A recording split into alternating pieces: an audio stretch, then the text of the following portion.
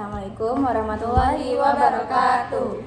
Jadi kali ini kita akan menjawab pertanyaan-pertanyaan dari netizen tentang kerajaan Goa Talu. Disimak videonya baik-baik ya. Bye. Nah, pertanyaan pertama, menurut kalian bagaimana sih berdirinya kerajaan Goa Talu? Nah, awalnya kerajaan Goa Talu ini pernah terpisah menjadi dua setelah masa pemerintahan Tana Tangkalopi pada abad ke-15. Hal ini disebabkan oleh perang saudara antara dua putra Tana Tangkalopi, Batara Goa dan Karaeng Lorisero yang saling berebut tahta. Nah, setelah Batara Goa menang, Karaeng Lorisero turun ke muara sungai Talu dan mendirikan kerajaan Talu di sana. Selama bertahun-tahun, dua kerajaan ini tuh nggak pernah akur. Hingga pada akhirnya, Raja Daeng Matanre Karaeng Tumapak Risi Kalona dari Goa membuat perjanjian dengan Talu dalam kesepakatan yaitu dua raja tetapi satu rakyat pada 1565.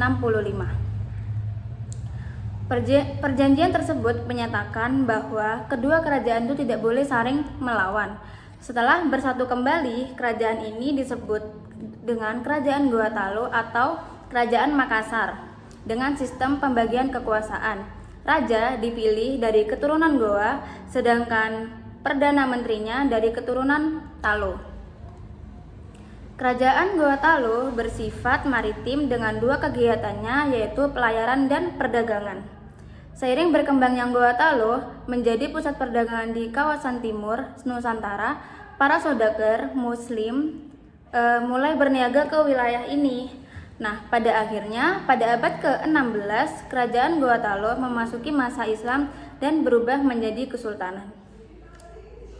Menjawab pertanyaan berikut, siapa sih raja yang membawa Goa Talu ke masa kejayaannya? Yaitu pada masa kepemimpinan Sultan Hasanuddin yang dikenal sebagai ayam jantan dari timur. Nah, kerajaan Goa Talu mencapai ke masa kejayaannya. Nah, keberhasilannya dalam mengelola perdagangan di wilayah timur menjadikan Goa Talu sebagai pusat ekonomi yang kuat. Pertanyaan selanjutnya, tahun berapa sih kerajaan Goa Talu ini runtuh? Kerajaan Goa Talu mengalami masa keruntuhan pada tahun 1667 dan pada masa pemerintahan Sultan Hasanuddin.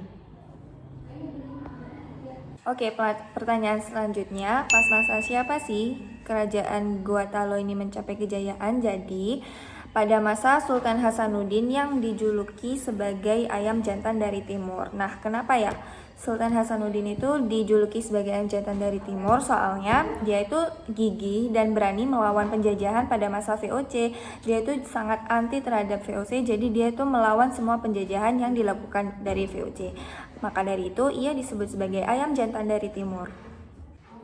Nah, jadi pertanyaan selanjutnya, tanggal berapa sih kerajaan Goa Talu ini berdiri? Kerajaan Goa Talu berdiri pada tahun 1565. Nah, kerajaan ini merupakan gabungan dari kerajaan Goa dan kerajaan Talu. Nah, selanjutnya ada pertanyaan dari Starlight, yaitu siapa sih Raja Goa Talu?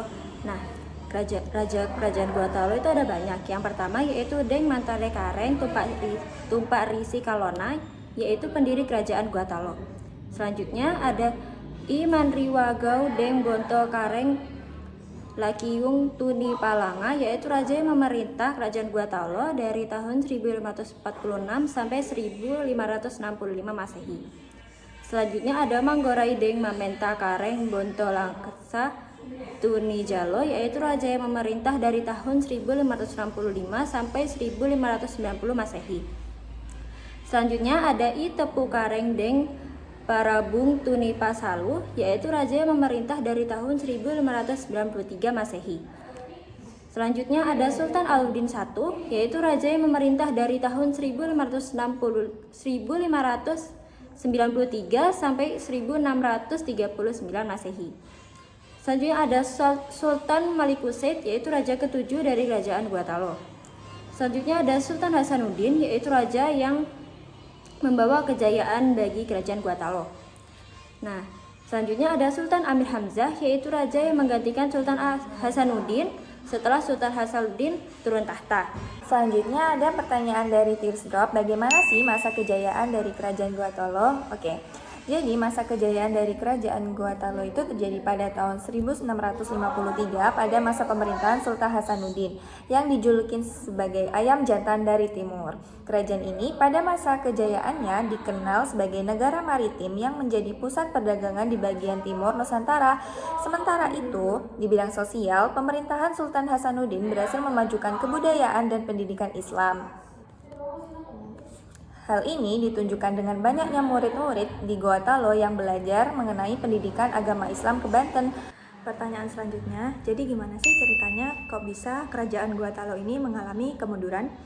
Kerajaan Gua Talo ini mengalami kemunduran setelah penandatanganan Perjanjian Bongaya pada 18 November 1667. Jadi perjanjian ini ditandatangani setelah kerajaan Gua Talo telah kalah dalam perang melawan VOC.